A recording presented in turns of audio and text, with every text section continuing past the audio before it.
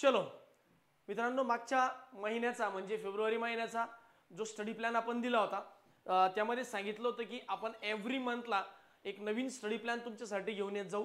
यावेळेचा जो study plan आहे हा मुद्दामून रेकॉर्डेड फॉर्मॅटमध्ये देतोय। त्याच्या मागचं रिझन असं आहे की सध्या मेन्सच्या बॅचेस चालू आहेत, रेग्युलरली सगळं चाललंय।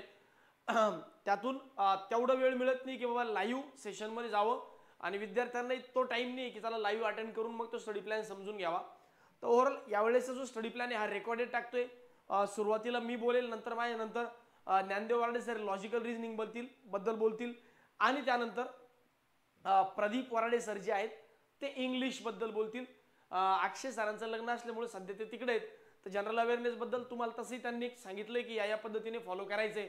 सोबत सोबत मीही माझ्या प्लॅनमध्ये जनरल अवेअरनेसला ओव्हरऑल किती वेळ द्यायचा या संदर्भात बोललेलोच आहे। यावेळेचा जो स्टडी प्लॅन आहे, यावेळेचा स्टडी प्लॅनवर स्पेशली फोकस असणार आहे आपलं IDBIची JAMची जी एक्झाम्स आहे, IDBIची JAMची जी एक्झाम आहे, या JAMच्या एक्झामवर फोकस असणार आहे। कारण यावेळेस तीच महत्त्वाची एक्झाम या महिन्यामध्ये आहे। त्यानंतर या महिन्यामध्ये तशा जास्त मोठ्या मोठ्या एक्झाम ज्या आहेत या तशा म्हणून नसल्यामुळं आपण पुढच्या म्हणजे ग्रामीण बँकांच्या एक्झामच्या हिशोबानेच त्या एक्झामला पॉईंट ऑफ व्ह्यू किंवा त्या एक्झामच्या टार्गेटच्याच पॉईंट ऑफ व्ह्यूने पुढचे जे महिन्याचे जे प्लॅन्स आहेत ते घेऊन जाऊयात। कशा पद्धतीने फ्लो आपला असणार आहे, सगळ्यात पहिल्यांदा मी बोलेल की करंट बॅचेसचे जे विद्यार्थी त्यांनी नेमका अभ्यास कसा करायला पाहिजे। त्यानंतर जे मागच्या वर्षी प्री क्वालिफाय झालेलो त्यांच्यासाठी स्पेसिफिक प्लॅन मागच्या महिन्यात दिला होता, त्या प्लॅनचा पुढचा पार्ट किंवा तो प्लॅन ज्यांच्याकडनं फॉलो झाला नाही त्यांनी नेमकं काय करायचं त्या संदर्भात एक मुद्दा। पुढचा जे मागच्या वर्षी प्री क्वालिफाय झाले होते म्हणजे मेन्स, यांनी मल्टिपल मेन्स एक्झाम दिल्या, त्यांनी या महिन्यामध्ये काय करायला पाहिजे, त्यांच्यामध्ये फार जास्त बदल केलेले नाहीत। सोबत सोबत IDBI JM साठी स्पेसिफिक नेमका काय प्लॅन असला पाहिजे, डेली टाइम टेबल काय असला पाहिजे, आणि शेवटी काल जे मी तुमच्याकडनं डाऊट्स मागितले होते त्यात एक 5-6 मुलांचे वेगवेगळे स्पेसिफिक डाऊट्स, कारण की जे डाऊट्स मला आले त्यात रिपिटेशन खूप होतं आणि रेग्युलर बॅच चालू असल्यामुळं तसंही फार मोठा चेंज काही करण्याची गरज मला त्यात वाटत नाही किंवा खूप जास्त डाऊट्स पण मुलांचे नाही आहेत, त्यामुळे त्या हिशोबाने पुढे अकॉर्डिंगली जाऊयात। स्टार्ट करूया करंट बॅचेस पासून। आता सध्या कुठल्या करंट बॅचेस चालू आहे, तर विजेता बॅच 1 असेल, विजेता बॅच 2 असेल आणि टॉपर्स बॅच असेल जी मेन्सच्या जुन्या मुलांसाठी आहे। विजेता बॅच 1 बद्दल जर बोलायचं झालं तर विजेता बॅच 1च्या मुलांनी सगळ्यात पहिल्यांदा काय केलं पाहिजे, पहिली प्रायोरिटी असली पाहिजे तुमचे रेग्युलर बॅचचे लेक्चर्स अटेंड करणं। रेग्युलर बॅच करा, त्या बॅचचा होमवर्क करा। सध्या तुमच्या बॅचमध्ये महत्त्वाचं म्हणजे 2 महत्त्वाचे टॉपिक चालू आहे, रिझनिंगमध्ये सिटिंग अरेंजमेंट आणि क्वांटिटेटिव्ह ॲप्टिट्यूडमध्ये डेटा इंटरप्रिटेशन। दोन्ही सब्जेक्टचे टॉपिक मोठे असल्यामुळे होमवर्क थोडासा मोठा आहे, त्यामुळे पहिली प्रायोरिटी आपली कशाला असली पाहिजे, तो होमवर्क असली पाहिजे। होमवर्क मधून टाइम उरला तर मग अशा परिस्थितीमध्ये तुम्ही मागच्या टॉपिक झालेले जे टॉपिक आहेत ते रिवाइज करू शकता, 5-10 क्वेश्चन अशा हिशोबाने। पण जर होमवर्क मधून टाइमच मिळत नाही, सर रेग्युलर बॅच आहे, रेग्युलर बॅचचा होमवर्क आहे, याच्यातूनच आम्हाला टाइम मिळत नाही, तर मग मला असं वाटतं तोही करणं कंपल्सरी आहे। तो टाइम मिळत नसेल तर काढायची पण गरज नाही किंवा काढण्याची काही गडबड पण करू नका, कारण तो बॅचचा होमवर्क करणं ही आपली आयुष्यातली पहिली प्रायोरिटी असली पाहिजे। कारण बॅच आणि बॅचचा होमवर्क ही चांगली लिंक लावून देणार आहे। तुम्ही जुन्या विद्यार्थ्यांना विचारा, जुने विद्यार्थी तुम्हाला रिकमेंड करतील की नाही बाबा बॅचमध्ये ज्या पद्धतीने चालू असतो किंवा बॅचमध्ये ज्या पद्धतीने अभ्यास होतो तो घरी होत नाही किंवा बॅच संपल्यानंतर तो होत नाही, तो संपर्क तुटल्यासारखा कुठेतरी वाटतो। त्यामुळे बॅच कंप्लीट करा, बॅचचा होमवर्क रेग्युलरली प्रामाणिकपणे फॉलो करा, each and every question homework दिलेले सॉल्व्ह करून काढा, डाऊट्स क्लिअर करून घ्या। कारण एकदा बॅच संपली की पुन्हा दुसऱ्या बॅचला बसण्याची तुमची मानसिकता मग थोडीशी डाऊन होऊन जाते, त्यामुळे या बॅचमधून चांगलं म्हणजेच परमनंट आणि कॉन्क्रीट सोल्युशन काढून घ्या। बॅच करणे, बॅचचा होमवर्क करणे। सर आम्ही GA साठी करंट अफेअर्स करावं का? सध्या मला वाटतं तुम्ही करंट अफेअर्स नाहीच केलं पाहिजे, तुम्ही जास्तीत जास्त फोकस स्टॅटिक GK वर वगैरे करून घेतला पाहिजे। आता स्टॅटिक GK वर वगैरे होमवर्क करून घेताना म्हणजे होमवर्क नंतर स्टॅटिक GKचा पार्ट करताना ऑलरेडी तुम्हाला अक्षय सरांनी जे स्टॅटिक GK शिकवले त्याला फक्त रिवाइज करायचे, तो दिवसभरातला टाइम अर्ध्या-पाऊण तासांपेक्षा 1 तासांपेक्षा जास्त नसावा, मॅक्सिमम 1 तास असावा। सर करंट अफेअर्सचा पार्ट आम्ही का करू नये, कारण की अजून तुमची बॅच कंप्लीट झाली नाही, अजून तुम्ही कुठल्या मेन्ससाठी क्वालिफाय झाली नाही, तुम्ही करंट अफेअर्स जर करण्याच्या नादी लागला तर क्वांटिटेटिव्हचा होमवर्क राहून जाईल आणि जे फिक्स मार्क मिळून देणारे सब्जेक्ट आहेत ते राहून जातील आणि मेन्सलाच तुम्ही क्वालिफाय होणार नाही, मग करंट अफेअर्स करण्यात पण काही लॉजिक नाही। त्यामुळे स्टॅटिक GK वाला पार्ट असेल, बँकिंग वाला पार्ट असेल, जो स्पेअर टाइम मिळतो तुमच्याकडे तो करावा. इंग्लिशसाठी काय करायला पाहिजे सर? इंग्लिशसाठी स्पेसिफिक बॅच अटेंड करणं आणि बॅचचा सरांनी दिलेला टास्क कंप्लीट करणं. मग रिडिंग टास्क असतील किंवा छोटे छोटे क्विज असतील तो वाला पार्ट. आणि रिव्हिजन ऑफ प्रिव्हियस टॉपिक जर वेळ मिळत असेल तर सपोज तुमचं आता सिम्प्लिफिकेशन संपले, number series comparison of variable संपले, अप्रॉक्सिमेशन संपले, तर जे टॉपिक तुमचे संपले त्यातले 5-5, 10-10 क्वेश्चन, 5-5, 10-10 क्वेश्चन कुठून घ्यावेत? तर बुकमध्ये जे प्रॅक्टिस क्वेश्चन आहे तिथून घ्यावेत. सेम क्वांटचं रिझनिंगचं तर वारडे सर बोलतीलच पुढे. विजेता बॅच 2 वाले जे लेकर आहेत, तुम्ही आता जस्ट रिसेंटली जॉईन केलंय, तर विजेता बॅच 2 वाल्यांनी जास्तीत जास्त फोकस जो आहे हा बेसिक कॅल्क्युलेशनवर ठेवला पाहिजे. बेसिक कॅल्क्युलेशन म्हणजे आता ॲक्च्युअली जर तुम्ही बघितलं तर आपलं सध्या बेसिकच चालू आहे. मग ते याच बेसिकवर पुढे simplification, number series, comparison of variable, data interpretation, approximation, म्हणजे कंप्लीट मॅथ्स जे आहे याच्यावरच डिपेंड आहे. आणि हाच योग्य टाइम आहे की तुम्हाला हे रिवाइज करता येईल. एकदा पुढे टॉपिक चालू झाले की मग तुम्हाला बॅच अटेंड करता करताच तुमची परेशानी होईल, होमवर्क करता करता परेशानी होईल, मागे वळून पाहता येणार नाही. त्यामुळं पहिलं काम काय तर टेबलचं रिव्हिजन, स्क्वेअरचं रिव्हिजन, क्यूबचं रिव्हिजन, ॲडिशनचे 100 क्वेश्चन, सबस्ट्रॅक्शनचे 100, मल्टिप्लिकेशनचे 100, डिव्हिजनचे 100, बॉडमासचे क्वेश्चन असतील, नंबर सिरीज असेल जे आता नवीन टॉपिक चालू होईल, आणि कंपॅरिझन ऑफ व्हेरिएबल. तर हवाला पार्ट तुम्ही जेवढा जास्त होईल तेवढा जास्त केला पाहिजे सध्या. तसंही तुमच्या हातात अजून काही नवीन करण्यासारखं नाहीये, कारण बॅचच तुमची कंप्लीट नाही झाली. म्हणजे बॅच अजून बॅचमध्ये तुमचे टॉपिक पण चालू नाही झाले. मग टॉपिक न चालू झाल्यामुळे पाणी केलं टॉपिक न चालू झाल्यामुळे तुम्ही अजूनही तेवढा अभ्यास करणं प्रॅक्टिकली पॉसिबल नाहीये. त्यामुळे जे झालंय त्याचंच रिव्हिजन करा. आणि जे येणार आहे तुमच्या आयुष्यात पुढे, जसे मोठे मोठे टॉपिक तुमच्या आयुष्यात जे येणार आहेत त्या टॉपिकसाठी अगोदर प्रिपेअर व्हा. मग अगोदर प्रिपेअर व्हा म्हणजे नेमकं कसं हो सर? जसं मी सांगितलं की पुढे नंबर सिरीज येणार आहे, सिम्प्लिफिकेशन येणार आहे, अप्रॉक्सिमेशन येणार आहे, DI येणार आहे. आणि या सगळ्यासाठी नेमकं काय लागतं तर बेसिक कॅल्क्युलेशन चांगलं असलं पाहिजे. मग बेसिक कॅल्क्युलेशन जर चांगलं करायचं असेल तर काय मी नेमकं केलं पाहिजे? हावाला पार्ट रिपीटेडली सॉल्व्ह करत राहायला पाहिजे. पाढे एक पर्सेंटेजचा टेबल आहे जोही पुढच्या काही दिवसामध्ये मी तुम्हाला शिकवणार आहे. तर तो वाला जो पार्ट आहे हा जेवढं तुम्ही रिपीटेडली सॉल्व्ह करत जाणार तेवढी चांगली प्रॅक्टिस होईल आणि चांगल्या प्रॅक्टिसमधूनच तुमची डेफिनेटली स्पीड वाढणार आहे. ठीक आहे.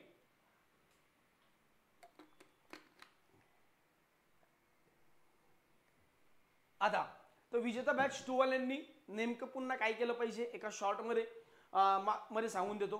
पहिलं काम रेग्युलर बॅच करणे, बॅचमध्ये दिलेलं होमवर्क करणे, आत्तापर्यंत जेवढं बेसिक मी तुम्हाला शिकवलं त्या बेसिकचं रिव्हिजन करणे. टेबल असेल, स्क्वेअर असेल, रोज अर्धा तास 1 तास. जसं आपण म्हणतो ना की मी योगा करायला, व्यायाम करायला एवढा वेळ देतो, तसं हे आपलं मॅथ्स एक मेडिटेशन टाईपमध्ये म्हणा किंवा प्रॅक्टिसवाला पार्ट जो आहे तो रोज 15-20 मिनिटं रेग्युलरली करत राहायला पाहिजे. पुढच्या मुद्द्यावर येऊया. आता जे टॉपर्स बॅचचे विद्यार्थी यांच्यासाठी खूप कन्फ्युजिंग स्टेज सध्या आहे. आता टॉपर्स बॅचचे विद्यार्थ्यांसाठी कन्फ्युजिंग स्टेज काय बघा सांगतो. टॉपर्स बॅचचे जे विद्यार्थी आहेत यांना काय होतंय की रेग्युलर बॅच करण्यात आणि होमवर्क करण्यात खूप टाइम निघून चालला, मागच्या टॉपिकचं रिव्हिजन यांच्याकडून होईना. म्हणजे मागच्या याच्यासाठी खूप जास्त रिवाइज करता येणार, म्हणजे जे तुम्ही ऑलरेडी शिकलात ते रिवाइज करता येणार. तुम्ही म्हणाल हरकत नाही, काही प्रॉब्लेम नाही. जर तुम्हाला मागचे टॉपिक रिवाइज करणं होत नसेल तर करूच नका. कारण काय होईल ना, ते टॉपिक रिवाइज करता येईल ना बॅच प्रॉपरली कंप्लीट होईल. माझं म्हणणं आहे की पहिल्यांदा जे आपल्या हातात आहे ती गोष्ट कंप्लीट करा. जे ऑलरेडी आपल्याकडे आहे रिव्हिजन करणावाला पार्ट तर तो तसंही मार्च एप्रिल नंतर तुम्हाला करताच येणार आहे. बरं तसं जर पाहिलं मी पुन्हा सांगतो, बॅचमध्येही बोललो की बाबांनो तुमच्या हातात सध्या कुठली एक्झामच नाही आहे जर IDBI सोडली तर. आणि IDBI साठी स्पेशली PDF टास्क आपण ऑलरेडी चालू केलाय. त्यामुळे डेली PDF टास्कवाला जो पार्ट आहे तो तर रेग्युलरली करायचा.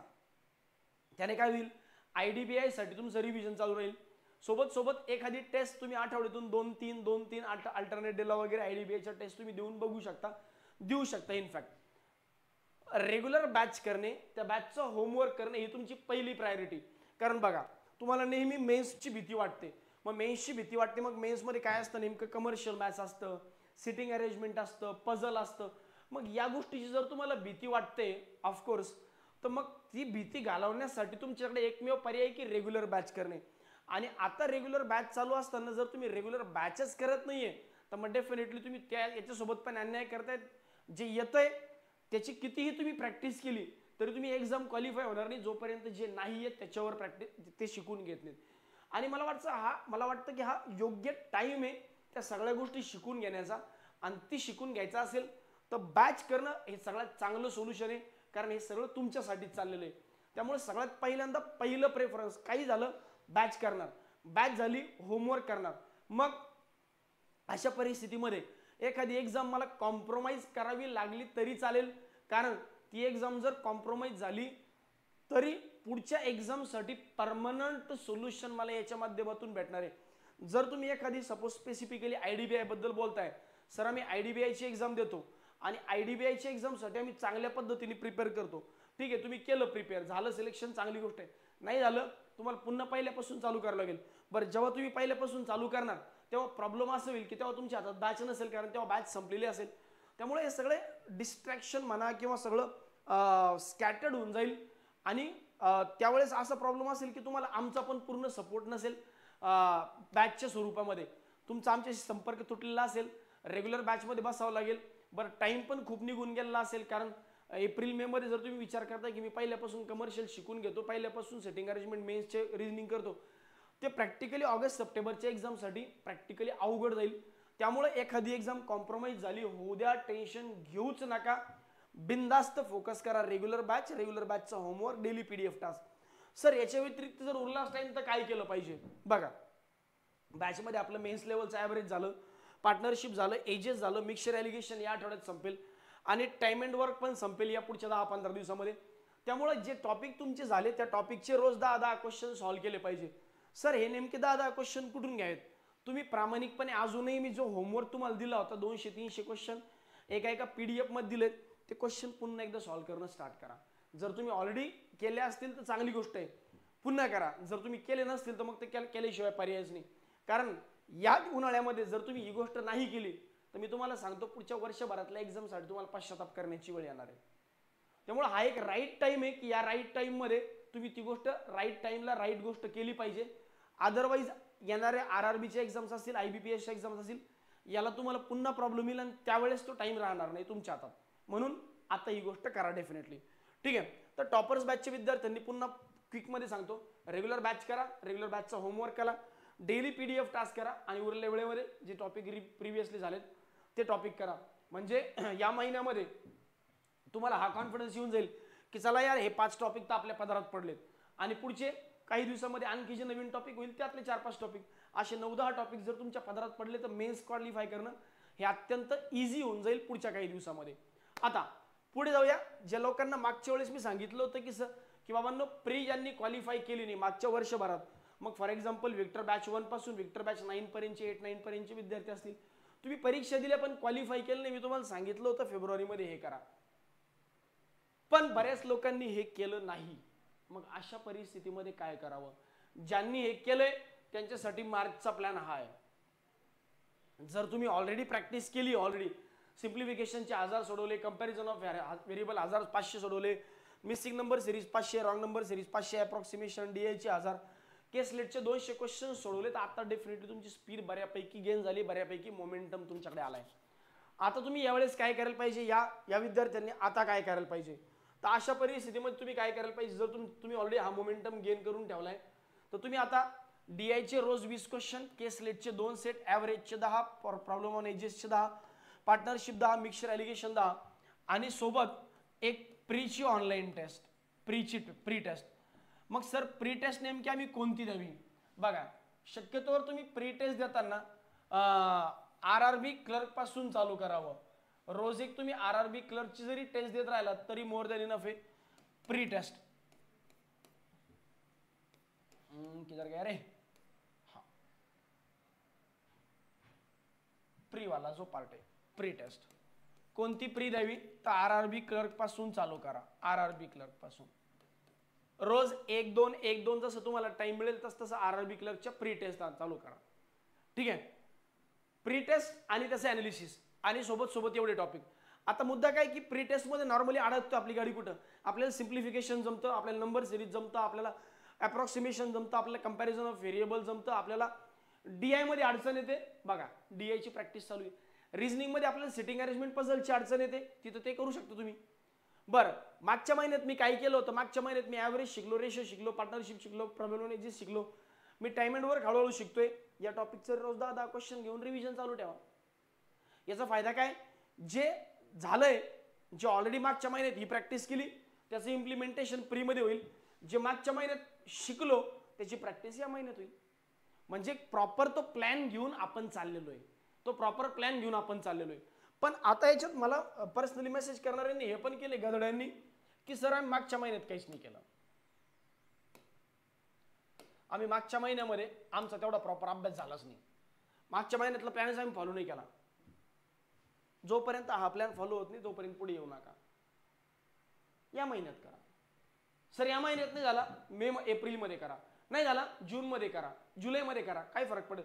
जोपर्यंत इकडे हे कंप्लीट होत नाही तोपर्यंत पुढे येण्यात काहीच लॉजिक नाही आहे. आणि आलात तरी त्यांना काही विशेष फरक पडणार नाही. मग सर आम्ही 1 महिना मागे पडलो, स्वतःची चुकी आहे. मग आमच्याकडून अभ्यास होत नाही, कॅज्युअल बिहेवियर आहे. अभ्यास करावा वाटत नाही, करिअर बद्दल सिरियसनेस नाही. मग कसं केलं पाहिजे? आम्ही सोडवायला आम्हाला वेळ मिळत नाही मेन्सची बॅच करताना. मी कुठं म्हणलं मेन्सच्या बॅचवाल्यांसाठी हा प्लॅन आहे? मी म्हणतोय जे मेन्सची बॅचवाल्यांसाठी तो तुमचा वेगळा प्लॅन आहे. तुम्ही हे बघूच नका, हे तुमच्यासाठी नाही. हे असे लोक आहेत ज्यांनी मेन्स बॅच करत नाहीयेत. जे मेन्सची बॅच करताय त्यांना तर वेगळा प्लॅन दिलाच ऑफकोर्स वेगळा. तुम्हाला तुमच्यासाठी नाहीच तो प्लॅन. ठीक आहे. तर जर तुम्ही मागच्या महिन्यातला प्लॅन फॉलो केलेला नाहीये तर तुमच्यासाठी फेब्रुवारीचाच प्लॅन मार्चमध्ये कॅरी फॉरवर्ड होतोय, करा. ज्यांनी केलाय प्रामाणिकपणे त्यांनी हे करा. ज्यांनी केलं नसेल, सर आम्ही पहिले 10 दिवस केला नंतर नाही केला, ठीक आहे 20 दिवस करा. 21व्या दिवसापासून हे चालू करा. ती प्रोसेस आहे, ती प्रोसेस कंप्लीट करा. अदरवाईज पुढे जाण्यात काही लॉजिक नाही, फायदा होणार नाही. आणि प्रामाणिकपणे अभ्यास करायचा नसेल तर मला वाटतं की लवकरात लवकर गुंडाळून आपल्या गावाकडे गेलं कधी पण चांगलेलं असतंय. उगाच मायबापांना स्वतःला फसवू नका. ठीक आहे. जे लोक मागच्या वेळेस मेन्ससाठी क्वालिफाय झालेत, मागच्या वर्षभरात त्यांनी 1, 2, 3 मेन्स दिल्यात आणि मेन्स देऊन बऱ्यापैकी यावर्षी पण आम्हाला माहिती आहे सर की प्रिय आरामात एक्झाम निघतात. आता आम्ही मेन्सची तयारी चांगली करतो. काय करायला पाहिजे आम्ही? तुमच्यासाठी फार काही मोठा बदल मी यावेळेस केलेला नाही आहे. मी काय केलं, प्रीची टेस्ट द्या किंवा आयडीबीआयची टेस्ट द्या, अल्टरनेट डेला द्या. एक प्रीची, एक आयडीबीआयची, एक प्रीची आयडीबीआयची टेस्ट द्या. त्यानंतर मेन्सची सेक्शनल टेस्ट क्वांटानी एलआरची अल्टरनेट डेला द्या, क्वांटानी एलआरची, आणि एक पीडीएफ सॉल्व करा. म्हणजे मेन्सची सेक्शनल टेस्ट जर तुम्ही देताय आज क्वांटची, तर रिजनिंगची पीडीएफ सोडवा, आणि रिजनिंगची टेस्ट देताय तर क्वांटची पीडीएफ सोडवा. म्हणजे अल्टरनेट डेला आज क्वांटची पीडीएफ, रिजनिंगची टेस्ट, पुन्हा रिजनिंगची पीडीएफ, क्वांटची टेस्ट, ज्या मेन्सच्या पीडीएफ आपण प्रोव्हाइड करतो त्या. डीआयची एक सेट, पण डीआयचा एक सेट कसा असावा? मेन्स लेवलचा, एकदम एक्स्ट्रीम. मग तो स्पेसिफिकली कुठला घ्यावा सर? तर IBPS PO, SBI PO चे गाईडलीचे ज्या टेस्ट येतात किंवा गाईडलीचे जे पीडीएफ येतात त्यातला अरिथमॅटिकचे 5 क्वेश्चन, किंवा मी म्हणेल जर वेळ मिळतोय 10 सोडवा. प्रत्येक जे आपण म्हणतो की प्रत्येक टॉपिकचे 5-5, 10 क्वेश्चन. आता हे कुठे भेटतील तुम्हाला? हे पण आपल्या पीडीएफ टास्कमध्ये भेटतील, ॲडिशनली आहे ते. सोबत इंग्लिशला 2 तास आणि जीएला 2 ते 3 तास. आता तुम्हाला मी काय पाहतोय की मी तुमच्यासाठी बघतोय की बाबा तुमच्याकडे बऱ्यापैकी प्रीचा मोमेंटम आहे. मागच्या वर्षी तुम्ही प्री क्वालिफाय करून बसलेत. तुम्हाला यावर्षी मेन्सच क्वालिफाय करायचं, तुम्ही जास्तीत जास्त फोकस हा मेन्सवर ठेवा. प्रीवर तुमचा कमीत कमी फोकस आहे. पुढच्या महिन्यात काय टार्गेट ठेवणार आहे तर पुढच्या महिन्यात मी तुम्हाला तुमचं टार्गेट बऱ्यापैकी चेंज करून टाकेल. या महिन्यात मात्र तुम्ही तेच प्लॅन फॉलो करा. कारण काय होतं की मेन्समध्ये अटेम्प्ट वाढवायला खूप वेळ लागतो. समजा प्रीची प्रॅक्टिस कमी आहे आणि प्रीची प्रॅक्टिस केली महिन्याभरात, खूप ड्रास्टिक अटेम्प्ट वाढून जाईल. डायरेक्ट क्वांटचे 20 अटेम्प्ट होत असतील तर 25, 30, 35 वर जाईल. पण मेन्समध्ये तसं होत नाही. मेन्समध्ये चेंज व्हायला थोडा वेळ लागतो. त्यामुळं हे अटेम्प्ट करताना थोडंसं त्या अकॉर्डिंगली करा की चला ठीक आहे यार, मी मागच्या महिन्यात तेच केलं, याही महिन्यात तेच करतो, फक्त थोडासा फोकस हा आयडीबीआयवर शिफ्ट करतो. ज्यांनी आयडीबीआयचा फॉर्म भरला नाही त्यांनी प्रीची टेस्ट 1 आणि बाकी मग हे ॲज इट इज. ठीक आहे, पुढे जाऊया. सर स्पेसिफिक आयडीबीआयसाठी नेमकं काय केलं पाहिजे? आम्ही आयडीबीआयलाच टार्गेट करतो. या 17 दिवस आम्हाला आयडीबीआय म्हणजे आयडीबीआयच करायचं आहे. एक नंबर, काय प्रॉब्लेम.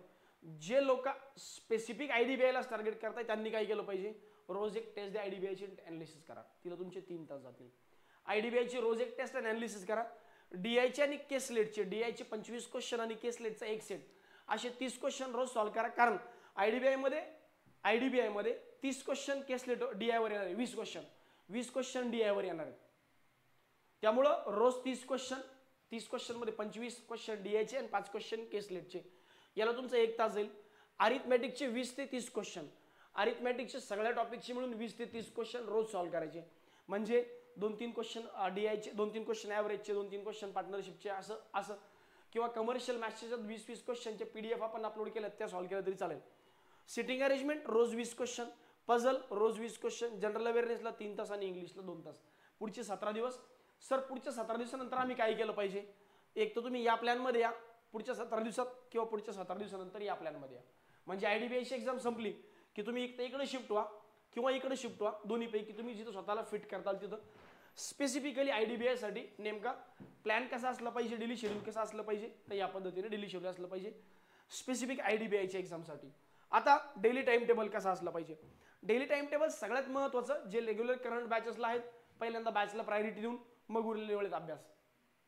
जे रेग्युलर बॅचला नाही आहेत त्यांनी स्वतःचा टाइम टेबल बनवा. सर तो पूर्ण फॉलो होत नाही. मी कुठं म्हणतोय पूर्ण फॉलो करा. 80-90% तुम्ही मशीन नाही, मलाही माहिती, पण जेवढं होईल तेवढा प्लॅन करून फॉलो करा.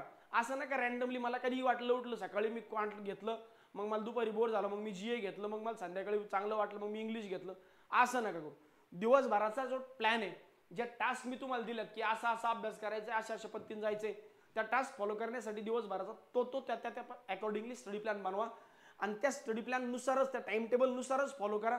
भलेही तो प्लॅन 80-90%, 60%, 70% जसा फॉलो होईल तसा करा, पण दिवसभराचा टाइम टेबल बनवा. टाइम टेबल बनवताना स्पेसिफिकली मला वाटतं सर सकाळी GA चांगलं होतं, कारण सकाळी फ्रेश मूड असतो, GA करा. दुपारच्या वेळेस थोडा डल टाइम असतो, क्वांट करा. संध्याकाळच्या वेळेस फ्रेश मूडमध्ये टेस्ट द्या, रात्रीच्या वेळेस किंवा सकाळच्या वेळेस अर्ली इन द मॉर्निंग पण टेस्ट देऊ शकता. तर अशा हिशोबाने डेलीचा टाइम टेबल बनवा आणि टाइम टेबल बनवूनच फॉलो करा पुढचा प्लॅन. आता डाऊटबद्दल जर बोलायचं झालं तर काही मुलांचे कसे डाऊट्स आलेत बघा. त्या डाऊट संदर्भात थोडंसं शॉर्टमध्ये एक पुढच्या 2-3 मिनिटांमध्ये बोलतो आणि मग आपण वराडे सरांना म्हणजे रिझनिंगसाठी बोलूया. आता यांचं म्हणणं काय होतं की सर स्टडी प्लॅनमध्येच बॅच, होमवर्क आणि मॉक टेस्टचं टाइम मॅनेजमेंट कसं करायचं ते सांगा. बघा, जेव्हा तुम्ही मॉक टेस्ट, जेव्हा तुम्ही बॅच करताय, रेग्युलर टॉपर्स बॅच करताय आणि स्टडी तुमचं होमवर्क आहे, तर त्याच्यामध्ये टाइम तुम्हाला टेस्ट द्यायला भेटणार नसेल किंवा भेटत नाहीये किंवा मागच्या टॉपिकचं रिव्हिजन होत नाही, तर टेस्ट देऊ पण नका. काही फरक पडत नाही. महिनाभर तुम्ही टेस्ट दिले नाही म्हणून काही विशेष फरक पडणार नाही. टेस्ट किती द्याव्यात? आज सर या आठवड्यामध्ये आम्हाला GAचं लेक्चर नव्हतं, त्या 1 तासामध्ये रोज एक टेस्ट दिली प्रीची. सर आम्हाला शनिवार रविवार सुट्टी असते, शनिवार रविवार एका दिवसात 2-2, 3-3 टेस्ट दिल्या. तर अशा हिशोबाने टेस्टमधला जो टाइम आहे तो त्या हिशोबाने अकॉर्डिंगली कंपेन्सेट करू शकता. As per your doubt, toppers mains batch आहे. बॅच सोबत प्रीचं मोमेंटम टिकून राहावा यासाठी डेली स्टडी प्लॅन कसा असावा? बघा, बॅच सोबत जर टॉपर्स बॅचवाल्यांसोबत जर प्रीचा मोमेंटम टिकून राहावा यासाठी काय करायला पाहिजे? तर यासाठी या टॉपिकचे रोज 5-5, 10-10 क्वेश्चन तुम्ही टिकून ठेवण्यासाठी करू शकता, पण त्यासाठी तेवढा टाइम मिळणं पण आवश्यक आहे. मिळत असेल तर या टॉपिकचे 5-5, 10-10 क्वेश्चन सॉल्व्ह करा. नसेल मिळत तर हरकत नाही, तुम्ही मेन्स बॅच करून जसं मी तुम्हाला सांगितलं तो टॉपर्स बॅचवाला प्लॅन फॉलो करायचा. त्याचा डाऊट काय होता, सध्याच्या टाइममध्ये टेस्ट द्यावे की ऑफलाईन प्रॅक्टिस करावी? बघा, जर तुम्ही ऑलरेडी ऑनलाईन टेस्ट देतात आणि चांगले मार्क येतात तो टेस्ट द्या, नाही तर मग प्रॅक्टिस करा, ते बेटर प्लॅन आहे. ऑफलाईन प्रॅक्टिस करून मग टेस्टकडे जा. मी म्हणेल मार्च महिना पूर्ण ऑफलाईन प्रॅक्टिससाठी ठेवलं तरी चालतो. अजून काही डिले झालं नाही. एप्रिल, मे, जून, जुलै लई मोठा टाइम आहे आपल्याकडे, तरी 4 महिने राहतात ऑनलाईन प्रॅक्टिससाठी. ठीक आहे सर. SBI क्लर्क अदर स्टेटमध्ये LPT बद्दल मेन्समध्ये किती अटेम्प्ट, हे मेन्समध्ये किती अटेम्प्ट आहे SBI क्लर्कचे, किती असले पाहिजे सो दॅट मी क्वालिफाय होईल, असा त्यांचा डाऊट होता. तर ते ॲक्च्युली यावेळेस काय की खूप लोकांनी वेगवेगळ्या राज्यामध्ये फॉर्म भरलेत. सगळ्यात पुन्हा कमी कट ऑफ SBIचा लागणार आहे गुजरातसाठी. राजस्थान असेल असेंडिंग ऑर्डरने सांगतो, थोडा वरती लागेल, थोडा वरती UPचा लागेल, MPचा लागेल आणि सगळ्यात महत्त्वाचा मोठा कट ऑफ हा पुन्हा ॲज युजल महाराष्ट्राचा असेल, कारण 100च जागा आहेत. आज प्रिडिक्ट करणं अवघड आहे, पण LPT काही अवघड नसते, त्यामुळे LPTचा आज विचार करू नये. पुढच्या एक्झामला कसं जाता येईल, पुढच्या एक्झामवर कसं फोकस करता येईल त्याच्यावर लक्ष द्यावं. ॲग्रिकल्चर स्टुडंटने प्युअर बँकिंग करणं, प्युअर बँकिंग आणि ॲग्रिकल्चर बँकिंग दोन्हीला टार्गेट करावं असं तुमचं म्हणणं आहे सर? हो, पण या दोनामध्ये समतोल कसा राखावा ते कळत नाही. याबद्दल थोडं इन डिटेल बोलावं सरजी. आणि कोण आहे का जो ॲग्रिकल्चर ग्रॅज्युएट आणि त्याने प्युअर बँकिंग AFO दोन्ही पोस्ट काढल्या? मी याला रिप्लाय पण केला होता की अशा दोन्ही पोस्ट ॲट अ टाइम आत्तापर्यंत निघणं अवघड होतं, पण इथपासून निघणं सोपं. इथपासून पुढच्या टेस्टमध्ये एक्झाममध्ये असं क्वालिफाय करणं सोपं आहे. का सर? कारण की यावेळेस जर तुम्ही बघितलं तर कट ऑफ एवढा मोठा आहे की प्युअरली ॲग्रिकल्चर करणारे पोरं प्री क्वालिफाय होणारे खूप कमी आहेत. जास्तीत जास्त अशीच मुलं प्री क्वालिफाय झाले जे जनरल बँकिंग करत होते, आणि मेन्सला इंटरव्ह्यूला पण अशीच लोक आहे जे जनरल बँकिंग प्लस AFO करत होते. तर इथपासून पुढे हा ट्रेंड पडणार आहे. त्यामुळे आता या पुढचे 4-5 महिने जे हे पुढचे 4-5 महिने हे तुम्ही प्युअरली जनरल बँकिंगला द्यावे आणि 1-2 तास ॲग्रिकल्चरला द्यावा, 1 ते 2 तास. जर तुम्हाला वाटतंय की 4-5 महिन्यानंतर सर आता माझं खूप चांगलं मेन्सची आणि परीची तयारी झाली आहे जनरल बँकिंगची, तर मग तुम्ही ॲग्रिकल्चरला सोडून देऊ शकता किंवा तो टाइम थोडा पुढे वाढवूही शकता. दोन्ही बॅलन्स करायचं तर वाढवू शकता. कारण मेन्सची जर तयारी झाली जनरल बँकिंगची तर मग ॲग्रिकल्चरचा टाइम वाढवता येईल, कारण जनरल बँकिंगचा टाइम कमी करता येतो. पण त्यावेळेस जर तुम्हाला असं वाटलं 4 महिन्यानंतर की अरे 4 महिने अभ्यास करूनही मला झेपतच नाही आहे, मेन्स क्वालिफाय होऊन मला असं वाटतच नाही जनरल बँकिंगची, मग तुम्ही फक्त डायरेक्टली प्रीकडे जाऊ शकता. चलो तर नेक्स्ट डाऊटकडे वळूया. यांचं म्हणणं होतं की सर मागच्या मंथचा प्लॅन नीट फॉलो झालेला नाही, आता पुढचं कसं करावं. मनात तर खूप असतं की अभ्यास करायचं, पण अभ्यासाला बसावंच वाटत नाही. आता मेन्सची बॅच आणि त्याचं होमवर्क एवढंच करतंय, बाकी काही करत नाही. मनात आला अभ्यास करायचं तर 4-5 डेज प्रॉपर होतो, नंतर काय होतंय काय माहिती, अभ्यासच करावा वाटत नाही. त्यात काय की मागच्या जो स्टडी प्लॅन आहे तो फॉलो नाही झाला, किंवा जेवढे स्टेटमेंट या विद्यार्थ्याने वापरले, ज्या या मुलीने जे स्टेटमेंट वापरलेत हे अत्यंत कॅज्युअल स्टेटमेंट आहेत. कॅज्युअल म्हणजे कसं की एखादा विद्यार्थी आपल्या करिअरबद्दलच तेवढा सिरियस नसणे. समजा मला माहिती आहे की बाबा या गोष्टीने माझा अशा पद्धतीने फायदा होणार आहे, मला माहिती आहे की जर मी हे 4-6 महिने 8 महिने वर्षभराचा अभ्यास केला तर माझं पूर्ण लाईफ जे हे कम्प्लिटली बदलणार आहे, पुढची 30-40 वर्षे 4-5 महिन्यांचा अभ्यास बदलणार आहे. मग अशा परिस्थितीमध्ये मी 4-5 दिवस अभ्यास करते, मी 2 दिवस अभ्यास करतो, मला अभ्यासच करावं वाटत नाही गावाकडं, हे जे कारण आहेत हे फार लहान लहान मुलांसारखे कारण आहेत. आणि एक कारण हे एक्सक्युजेस मला वाटतं देणं तुम्ही स्वतःच बंद करू शकता. याला एकमेव सोल्युशन आहे की तुम्ही तुमच्या करिअरबद्दल सिरियस व्हा, तुम्ही स्वतःचा फायदा शोधा. मी असेल किंवा कुठलाही व्यक्ती असेल तुम्हाला एक शॉर्ट मोटिवेशन देऊ शकतो, एक सर्टन टाईमपर्यंत तुम्हाला सांगू शकतो. रोज रात्रंदिवस आम्ही तुम्ही सोबत राहू नाही शकत. जर एवढं कॅज्युअल बिहेवियर असेल तर मला असं वाटतं की तुम्ही बँकिंग किंवा कुठली स्पर्धा परीक्षेचे करण्याचे लायकीचे नाही आहेत. तुम्ही स्पर्धा परीक्षा करूच नाही, एखादा चांगला अकॅडमिक्सचा जॉब पकडावा, एखादा प्रायव्हेट सेक्टर जॉब पकडावा किंवा एखादा बिझनेस बघावा. कारण इथं कन्सिस्टन्सी लागते. तुम्ही किती हुशार आहे यापेक्षा तुम्ही किती दिवस टिकून राहता हे खूप इम्पॉर्टंट आहे. पुढे युगेश म्हणतोय सर प्रियानी मेन्स सोबत करायचं खूप गोंधळ आहे आणि प्रीची टेस्ट कधी द्यायची त्याबद्दल पण डाऊट आहे. आता विक्टर बॅच 7-8चे जे स्टुडंट आहेत त्यांनी काय करायला पाहिजे की पहिल्यांदा प्रॅक्टिस करायला पाहिजे.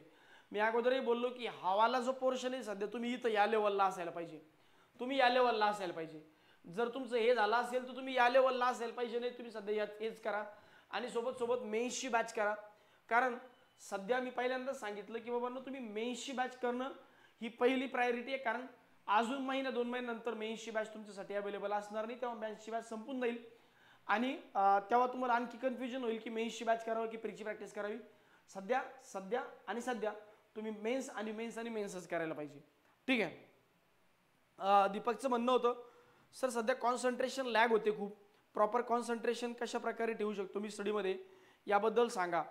आता मुद्दा असा आहे की प्रॉपर कॉन्सन्ट्रेशन का ठेवता येत नाही त्याच्यामागचं स्पेसिफिक रिझन आहे की बाबा तुमचं काही ठरलेलं नाही आहे की दिवसभरात तुमचं शेड्यूल ठरलेलं नाही आहे. फॉर एक्झाम्पल मला जर माहिती आहे की मला हे दिवसभरातलं हे काम करायचं आहे, मला माहिती आहे की रोज संध्याकाळी माझे 4:30 ते 6 क्वांटचं लेक्चर असतं आणि त्या लेक्चरला मला कुठल्याही परिस्थितीत राहणं आवश्यक आहे, अवेलेबल असणं आवश्यक आहे. तर अशा परिस्थितीत मी येणे हवं तिथं असणार म्हणजे असणार, ते माझ्यासाठी कंपल्सरी गोष्ट आहे. जेव्हा ही कंपल्सरी गोष्ट बनून जाते, जेव्हा हा तुमचा जीवनाचा भाग बनून जातो, तेव्हा त्या गोष्टीत तुम्हाला करायला इंटरेस्ट येतो, तेव्हा तुम्ही कॅज्युअली त्याला घेणार नाहीत. थोडंसं स्वतःच्या करिअरबद्दल थोडं सिरियस व्हा. मला माहिती आहे की माझी पहिली प्रायोरिटी क्लास करणे म्हणजे क्लास बॅचेस घेणे. जोपर्यंत ही प्रायोरिटी माझ्या डोक्यात डिसाईड होत नाही तोपर्यंत माझं माइंड पण त्या हिशोबाने वर्क करत नाही. कॉन्सन्ट्रेशनसाठी थोडंसं एवढी मेडिटेशन वगैरे करू शकता, योगा वगैरे, पण स्टील मी म्हणेल स्वतःला वेळ द्या, दिवसभराचा टाइम टेबल बनवा आणि तो टार्गेट पूर्ण कंप्लीट करण्याचा प्रयत्न करा. ठीक आहे. तर एवढे जुने विद्यार्थ्यांचे काही डाऊट्स होते.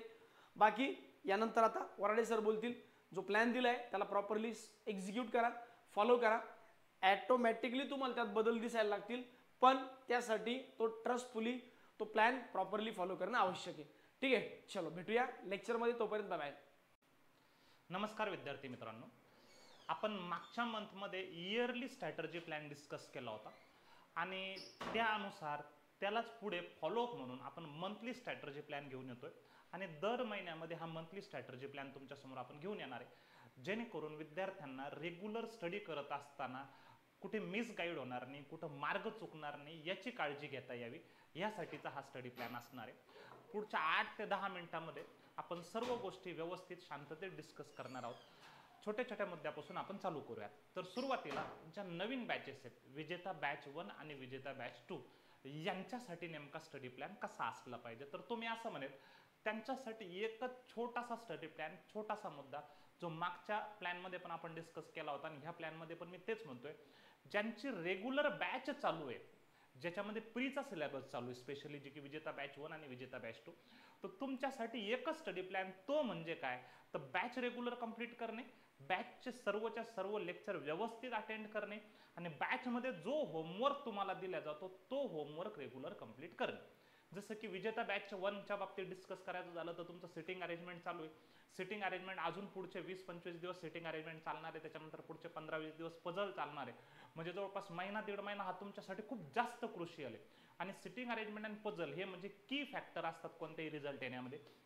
जर तुम्ही बघाल तर प्रीच्या एक्झाममध्ये 35 पैकी जवळपास 20 मार्कापर्यंतचं वेटेज सिटिंग अरेंजमेंट आणि पझलचं राहिलेलं आहे. तर मग आपल्याला एक्झाम पास करायची असेल आणि सिटिंग अरेंजमेंट आणि पझल जमत नाही तर आपण एक्झाम पास होऊच शकत नाही, एवढं लक्षात घ्या. मग ते 2 टॉपिक तुमच्या बॅचमध्ये सध्या चालू आहे आणि तुम्हाला होमवर्क हा बऱ्यापैकी जास्त असणार आहे. तर मग तुम्ही दुसरा काहीही विचार न करता सध्या एकच काम करावं विजेता बॅच 1 साठी. मी असं म्हणेल की ह्या महिन्याचा स्टडी प्लॅन म्हणजे तुमच्यासाठी बॅचचा होमवर्क, बॅच रेग्युलर कंप्लीट करणे आणि बॅचचा होमवर्क. बाकी गोष्टीसाठी तुम्हाला वेळ भेटणारच नाही. आणि जर भेटला, जर त्या व्यतिरिक्त तुमच्याकडे वेळ भेटलाय होमवर्क कंप्लीट करून, तर मी असं म्हणेल की जे टॉपिक झालेले टॉपिक म्हणजे आता आपले बरेच टॉपिक झाले, इनपुट आउटपुट संपलंय, कोडिंग संपलंय, सिलॉक संपलंय, इनइक्वालिटी संपलंय, बाकी सगळे टॉपिक झाले बऱ्यापैकी. त्या सगळ्या टॉपिकच्या प्रत्येक टाईपचे, कारण प्रत्येक टॉपिकमध्ये 3-3, 4-4 टाईप आहे, तर प्रत्येक टाईपचे मी असं म्हणेल एक 100 क्वेश्चनचं टार्गेट ठेवून आपण सॉल्व्ह करू शकता. मग कुठून आणायचे ते क्वेश्चन, तर पीडीएफ, जिथून कुठून तुम्हाला पीडीएफ अवेलेबल होईल, आम्ही तुम्हाला काही पीडीएफ शेअर करत असतो, त्याच्या माध्यमातून प्रत्येक टाईपचे 100 क्वेश्चन आपण सॉल्व्ह करत चला, जसा वेळ भेटेल तसा. हे झालं विजेता बॅच 1 साठी. विजेता बॅच 2 साठी जस्ट चालू झालेली बॅच आहे 8-10 दिवसापूर्वी. त्याच्यामध्ये 2 टॉपिक आपले, एकच टॉपिक कंप्लीट झालंय कोडिंग आणि दुसरा अल्फा न्यूमरिक चालू आहे. तो ह्या 1-2 दिवसामध्ये अल्फा न्यूमरिक संपेल. तर तुमच्यासाठी सध्या हा मी असं म्हणेल की थोडासा रिलॅक्स वेळ आहे थोडासा. तर तुम्ही जे टॉपिक झाले त्यांची रिव्हिजन, जे टॉपिक झाले त्यांची रिव्हिजन, हेच तुम्ही चालू ठेवा. होमवर्क झालेल्या टॉपिकची रिव्हिजन, होमवर्क झालेल्या टॉपिकची रिव्हिजन, एवढाच तुमच्यासाठी प्लॅन असेल. ठीक आहे. बाकी जे असं म्हणेल की मी तर लिहिलंय की at least 200 question of each type of each topic. तर मग आपल्याला एवढी ही प्रॅक्टिस कंटिन्यू चालू ठेवायची झालेल्या टॉपिकची, 1 साठी पण आणि 2 साठी पण. 1 ला तेवढा वेळ ह्या महिन्यामध्ये भेटणार नाही, कारण तुमचं सिटिंग अरेंजमेंट आणि पझल चालू आहे. तर तुम्ही जेवढे शक्य होतील तेवढे तुम्ही करत राहा. हा झाला विजेता बॅच 1 आणि 2 साठीचा स्टडी प्लॅन. आता पुढे जात असताना टॉपर्स मेन्स बॅच. आता टॉपर्स मेन्स बॅच जी चालू आहे 1 फेब्रुवारीपासून आपण ती बॅच चालू केली, जवळपास 1 महिना आज तिला झालेला आहे. त्या बॅचमध्ये बऱ्यापैकी 3, 4, 5 टॉपिक अशा लेवलचे आपण घेतले, चांगल्या लेवलचे एक्झाम्पल त्याच्यामध्ये आपण सॉल्व्ह करून घेतोय. एसबीआय क्लरिकलची मेन्सची एक्झाम झाली काल परवा. त्या एसबीआय क्लर्कच्या मेन्सच्या एक्झाममध्ये ज्या लोकांनी परीक्षा दिली आणि जे बॅच रेग्युलर अटेंड करतायत त्यांच्यासोबत तुम्ही डिस्कस करा की ज्या टाईपचे एक्झाम्पल आपण बॅचमधनं घेतोय एक्झॅक्टली तशाच टाईपचे थोडेफार चेंजेस करून परीक्षेमध्ये एक्झाम्पल आलेत. तर मी असं म्हणेल जे लोक टॉपर्स मेन्स बॅच अटेंड करताय त्यांच्यासाठी पण तोच पुन्हा स्टडी प्लॅन असा आहे की बॅच रेग्युलर करा, बॅचचा होमवर्क रेग्युलर करा. बरोबर आहे. जे लोक बॅच करत नाहीये त्यांना पण मी रिक्वेस्ट करेल की तुम्ही पण बॅच करा. आता सिटिंग अरेंजमेंट आणि पझल आपण चालू करणार आहोत पुढच्या काही दिवसामध्ये त्या बॅचमध्ये, आणि त्या बॅचचा एवढा अल्टिमेटली तुम्हाला बेनिफिट होणार आहे की तुम्हाला जे म्हणजे आपण जे म्हणतो की आम्ही प्री पास करतो पण मेन्समध्ये आमचा चांगला स्कोर येत नाही, प्री पास म्हणजे चांगल्या मार्काने केले जाते पण मेन्समध्ये लीडच भेटत नाही, मग त्याच्यामुळे आम्हाला आमचा फायनल रिझल्ट राहून जातो. मग फायनल रिझल्ट राहतोय तर मग ही तुमच्यासाठी आणलेली बॅच आहे, तुमच्यासाठीच खास आणलेली बॅच आहे. ही सर्वांनी व्यवस्थित अटेंड करा. या बाबतीमध्ये कुणीही म्हणजे असं काय म्हणता येईल निष्काळजीपणा करू नका, की म्हणजे काही जणांना जीवार येत आहे सर होमवर्क जास्त होतोय, मग काही जणांचं असं म्हणणं येतं सर 17 तारखेला IDBI जॅमची एक्झाम आहे, मग आम्ही टॉपर्स मेन्स बॅच करतोय, मग टॉपर्स मेन्स बॅच जवळपास बॅचमध्ये 3-4 तास जात आहे, 4-5 तास जात आहे, त्याच्या व्यतिरिक्त त्या बॅचचा होमवर्क आहे त्याच्यात बराच वेळ आमचा जातोय, मग आम्हाला इतर अभ्यास करायला वेळ भेटत नाही. मी असं म्हणेल नका करू इतर अभ्यास यावेळी, काही फरक नाही पडत तुम्हाला. इतर अभ्यासाला सध्या तुम्ही म्हणसाल सर आमची प्रीची प्रॅक्टिस होत नाही, प्रीची प्रॅक्टिस नसलो, रोजची प्रीची एक टेस्ट द्या फक्त, काही गरज नाही बाकीची करायची तुम्हाला. तुम्ही पहिलं ज्या लोकांचे प्री पास होत आहे किंवा प्री पास होण्याच्या जवळपास आम्ही पोहोचलो त्यांनी ही बॅच कंपल्सरी अटेंड करा. ह्या बॅचमधनं जो बेनिफिट तुम्हाला होणार आहे तो तुमचा डायरेक्ट मेन्सच्या स्कोरमध्ये 10 मार्काचा 15 मार्काचा तुम्हाला डायरेक्ट बेनिफिट होणार. तर बॅच अटेंड करा, बॅचचा होमवर्क रेग्युलर करा, टॉपर्स मेन्स बॅच. ठीक आहे. SBI क्लर्क मेन्समध्ये डायरेक्ट 5 मार्क 7 मार्काचा बेनिफिट झालाय. म्हणजे ज्यांनी बॅच अटेंड केली त्यांची अटेम्प्ट, ज्यांनी अटेंड नाही केली बॅच त्यांच्या अटेम्प्ट, यांच्यामध्ये डायरेक्ट 5 ते 7 क्वेश्चनचा डिफरन्स आलाय, एवढं लक्षात घ्या. तर हे तुम्हाला करणं कंपल्सरी, एवढं लक्षात असू द्या. नंतर टॉपिक वाईज रिव्हिजनला काही जण म्हणतो टॉपिक वाईज रिव्हिजनला सर वेळ नाही भेटत आहे. हो, हे बघा सध्या तरी जे बॅच अटेंड करणारे लोक आहेत त्यांना टॉपिक वाईज रिव्हिजनला वेळ भेटत नसेल तर मी असं म्हणतो की नाही भेटला तरी चालेल, सध्या नाही केली तरी चालेल. पण हे काय असतं ना, काही कालावधी असा असतो, एखाद्या परीक्षेच्या प्रिपरेशनमध्ये काही कालावधी असा असतो की जो काहीतरी स्पेसिफिक टार्गेट ठेवून काम करायचं असतो. आणि ते स्पेसिफिक टार्गेट म्हणजे तुमच्यासाठी सध्या आहे की मेन्स लेवलच्या सगळ्या कन्सेप्ट क्लिअर करून घेणे, मेन्स लेवलच्या सगळ्या टाईपच्या प्रश्नांची प्रॅक्टिस करून घेणे, त्याच्यासाठी आपण हा वेळ देतोय. मग त्या केसमध्ये आमची एखादी एक्झाम सध्या IDBI जॅम आहे, ती आमची एखादी एक्झाम आमच्याकडनं सध्या त्या एक्झामसाठी आम्ही तेवढा डेडिकेशन नाही देऊ शकेल, नाही दिलं तरी चालेल. काय होतं ना, आपण एक्झामला टार्गेट करून चालतो आणि त्याच्यामध्ये आमचा जो मेन पार्ट आहे, ज्या कन्सेप्टचा पार्ट आहे, जो सिलेबसचा पार्ट आहे, तो सिलेबसचा पार्टच राहून जातो. तर मग तो एक्झामला सध्या बाजूला ठेवा, सिलेबसवर फोकस करा, मेन्स पार्टवर फोकस करा, मेन्स पार्टच्या कन्सेप्टवर फोकस करा, ही बॅच कंपल्सरी अटेंड करा. ठीक आहे. नंतर डेली टाइम टेबलच्या बाबतीमध्ये काही जण म्हणतात सर होते काय की आम्ही टाइम टेबल ठरवतो आणि तो आम्हाला कधी फॉलो होत नाही. कधी थोडासा एक्झाम्पल मेन्सचे प्रश्न सोडवत असताना एखाद्या प्रश्नाला अर्धा तास लागतो, पाऊण तास लागतो, कधी 10 सेट सॉल्व्ह करत असताना 4-5 तास निघून जातात, मग ठरवलेला टाइम टेबल फॉलो होत नाही. बघा त्या बाबतीत थोडीफार फ्लेक्झिबिलिटी असायला हरकत नाही. म्हणजे टाइम टेबल जो तुम्ही ठरवलाय तो 90% 80% फॉलो झालाय, तुम्ही दिवसभर अभ्यास करताय, मग थोडंफार एखाद्या दिवशी एखाद्या सब्जेक्ट मी जास्त केला आणि एखादा सब्जेक्ट कमी केला चालून जात, म्हणजे त्या बाबतीमध्ये थोडीफार फ्लेक्झिबिलिटी ठेवायला हरकत नाही, असं माझं वैयक्तिक मत आहे. नंतर पुढे जो हे बघा importance of reasoning to get result, या बाबतीमध्ये मागच्या सेशनमध्ये पण बोललो होतो, ह्या सेशनमध्ये पण बोलतो. तुमच्यासाठी रिझनिंग हा स्कोरिंग सेक्शन जर झाला रिझनिंगचा मेन्समध्ये, प्रीमध्ये तो आपण त्याला स्कोरिंग बनवतोच, मेन्समध्ये पण त्याला स्कोरिंग केलं तरच लवकर रिझल्ट येणार आहे, हे लक्षात ठेवा. कारण आपण SBI क्लर्कची मेन्सची एक्झाम पाहिली, बऱ्याच जणांचा कॉम्बो मॅथ रिझनिंगचा कॉम्बो 35-40च्या आसपासच राहतोय, तो आणखी 5-7 मार्कांना वाढला तर सिलेक्शन तुमचं कन्फर्म 100% होऊन जातं. तोच 5-7 मार्कांनी कमी झाला म्हणजे हा सब्जेक्ट असा आहे की जिथं 5 ते 7 मार्क म्हणजे एखादा सेट जमला की डायरेक्ट 5 मार्क असतात. एक सेट माझा नाही जमला म्हणजे मी 5 मार्कांनी कमी असतो, एक सेट जमला 5 मार्कांनी वर असतो, आणि ते 5 मार्क म्हणजे तुमचे रिझल्ट देणारे 5 मार्क असतात, एवढं लक्षात ठेवा.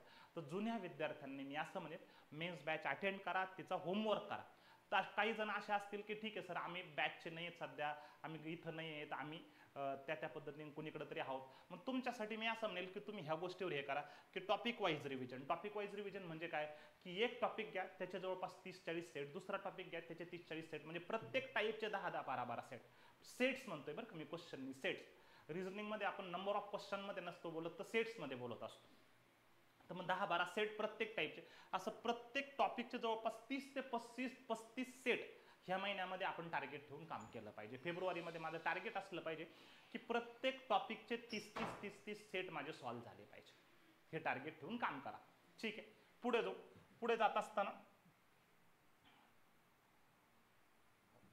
आता काही जणांच्या मनामध्ये हा प्रश्न येतो की सर मला मागच्या 2-4 दिवसामध्ये बऱ्याच जणांसोबत मी चर्चा केली, डाऊट चर्चा झाली, तर बऱ्याच जणांचं म्हणणे सर मेन्सची बॅच करावी का, प्रीच पास होत नाही आम्ही अजून तर काय करू, त्या केसमध्ये मेन्सची बॅच करावी का. आता मी असं म्हणेल मेन्सची बॅच चालणार आहे अजून जवळपास दीड महिनाभर, म्हणजे मार्च महिना कंप्लीट चालेल, त्याच्यानंतर काही दिवस चालेल समजा. तर अशा केसमध्ये माझा प्रीचाच रिझल्ट अजून आला नाही तर मी मेन्स करू का, तर मी असं म्हणेल त्या प्रश्नाचं उत्तर आहे हो, आपण ती केली पाहिजे. कारण प्रीचा रिझल्ट आल्यानंतर मेन्स नसते करत, प्री सोबत मेन्स करत असते. मग आता काही जणच म्हणणे सर मग आता एवढा वेळ आमचा मेन्सच्या तयारीमध्ये चालला की प्रीच्या अभ्यासाला आम्हाला वेळच भेटत नाही. मग तुमच्यासाठी काय करावं, तुम्ही सध्या प्रीच्या सिलेबस प्रीच्या कन्सेप्ट तुमच्या क्लिअर झाल्या, मग एवढं ट्राय करा की डेली एक टेस्ट द्या फक्त, त्याच्यामध्ये प्रीचे सगळे टॉपिक येणारच आहे. डेली एक टेस्ट दिली की सगळे तुमचे प्रत्येक टॉपिक 4-4, 5-5 प्रश्न येतातच, बरोबर. मग त्याच्यातून तुमची रिव्हिजन होऊन जाते प्री लेवलची. आणि बाकीचा वेळ तुम्ही टॉपर्स मेन्स बॅचसाठी दिला पाहिजे. टॉपर मेन्स बॅचचा होमवर्क केला पाहिजे, टॉपर्स मेन्स बॅच केली पाहिजे. मग काही जण म्हणतात सर नाही आता सध्या तरी आम्ही टॉपर्स मेन्स बॅच करत नाही, सध्या तरी आम्हाला फक्त प्रीच करायचे असतात काही लोक. माझा त्या बाबतीमध्ये बिलकुल विरोध आहे की तुम्ही मेन्स बॅच केलीच पाहिजे. पण काही म्हणतात नाही सर आम्हाला नाही करायची सध्या. तर मग तुम्ही काय करा की आम्हाला फक्त प्रीच फोकस करायचं, सध्या तरी आमचं मेन्स टार्गेटच नाही आहे. असं करून चालत नसतं. मी असं म्हणेल की प्री आणि मेन्स दोन्ही सोबत केले पाहिजे. पण काही जण समजा की जे सारथीचे स्टुडंट नाही किंवा दुसरे काही असतील किंवा ज्यांना असेल, तर मी असं म्हणेल की मग तुम्ही सध्या प्रीच फोकस करायचा आहे. प्रीच्या कन्सेप्ट क्लिअर झाल्या पण प्री निघत नाही. मग तुम्ही काय केलं पाहिजे, टॉपिक वाईज प्रॅक्टिस कशी, sitting and puzzle each type 20 sets म्हणतोय बरं का मी. ईच टाईप म्हणजे कसं, लिनियर सिटिंग अरेंजमेंट आहे, लिनियर सिटिंग अरेंजमेंट मध्ये 2-3 वेगवेगळे टाईप आहे. सर्क्युलर सिटिंग अरेंजमेंट आहे, त्याच्यात 2-3 वेगवेगळे टाईप. म्हणजे प्रत्येक सिटिंग अरेंजमेंट मध्ये त्याच्यात वेगवेगळे 2-3 टाईप आहे. प्रत्येक टाईपचे 20 सेट ह्या महिन्याचं टार्गेट ठेवा प्री पास करायची. ह्या महिन्यात एवढं झालं पाहिजे. त्याच्या सोबत रिमेनिंग टॉपिक जे सिटिंग अँड पझल व्यतिरिक्त रिमेनिंग टॉपिक जे त्या प्रत्येकाचे 50 क्वेश्चन आपले सॉल्व्ह झाले पाहिजे.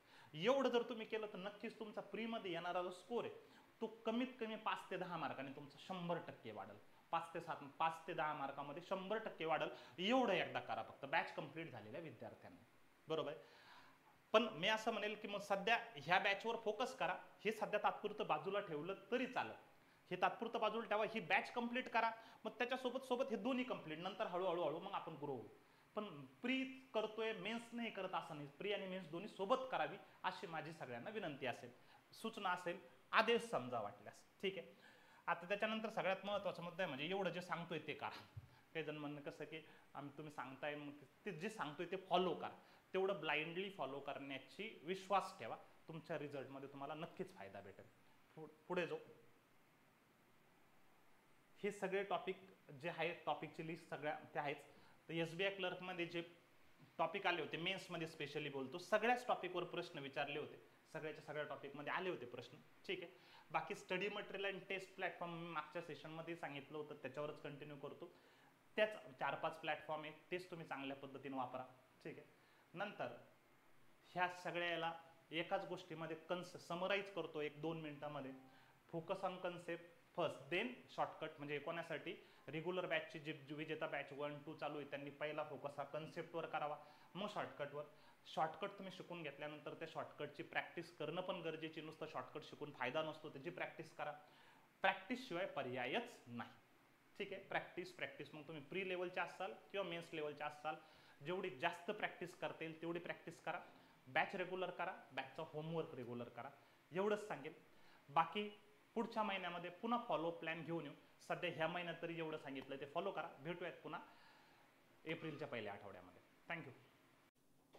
हॅलो फ्रेंड्स, लास्ट स्ट्रॅटेजी सेशनमध्ये आपण बघितलं होतं we need to focus on concepts. ग्रामरच्या ज्या काही कन्सेप्ट्स आहे त्यावरती फोकस करायला आपण बोललो होतो.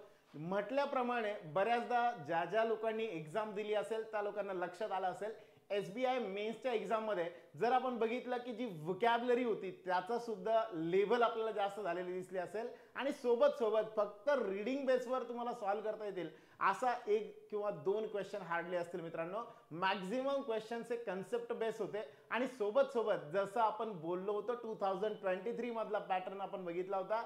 मॅक्झिमम एक्झाममध्ये जे आहे तर वर्ड स्वॅप वाले क्वेश्चन्स जे आहेत ते विचारले गेले होते, वर्ड युसेज बेस क्वेश्चन्स जे आहेत ते विचारले गेले होते. तशाच टाईपचे क्वेश्चन्स हे रिपीट झालेले आहेत मित्रांनो. SBI मध्ये जर आपण बघितलं एक्झाम ही डिफिकल्टी लेवल खूप जास्तीची होती. आणि जे काही क्वेश्चन्स आहे जसं मी म्हटलं होतं 2023च्या पॅटर्ननुसार वर्ड स्वॅप वाले, त्यानंतर जे काही वर्ड युसेज बेस क्वेश्चन्स जे आहेत तर मॅक्झिमम विचारले होते. म्हणजे फक्त रीडिंग बेस आपल्याला जाता येणार नव्हतं. जर तुमच्या कन्सेप्ट क्लिअर असतील, ग्रामर तुमचं चांगलं असेल आणि व्होकॅब्युलरी चांगली असेल तर तुम्हाला त्याचा खूप जास्त फायदा झाला असेल. सो चला आता इथून पुढे या महिन्यासाठी आपली स्ट्रॅटेजी काय काय असली पाहिजे, तर सगळ्यात पहिल्यांदा कॉमन स्ट्रॅटेजी आपल्या एडिटोरियल व्होकॅबलरी आणि रीडिंग आणि ग्रामर कन्सेप्ट यांच्याशी रिलेटेड आपण सगळ्यांसाठीची एक स्ट्रॅटेजी, आणि मग ज्यांची बॅच सुरू आहे त्यांच्यासाठीची वेगळी काही स्ट्रॅटेजी, या सगळ्या गोष्टी ज्या आहेत त्या आपण एकानंतर एक हळूहळू बघूयात. चला तर सगळ्यात पहिल्यांदा मित्रांनो, आपल्याला माहिती असेल की सारथी एज्युकेशनच्या टेलिग्राम चॅनलला आपण एक मंथली मीन्स डेली एक एडिटोरियल टाकतो, ज्या एडिटोरियलच्या माध्यमातून फक्त एडिटोरियलच नाही तर त्यासोबतच आरसी पॅसेज, एडिटोरियल मधला जो पॅसेज आहे त्याच्यावरती बेस क्वेश्चन्स जे आहेत ते विचारले जातात.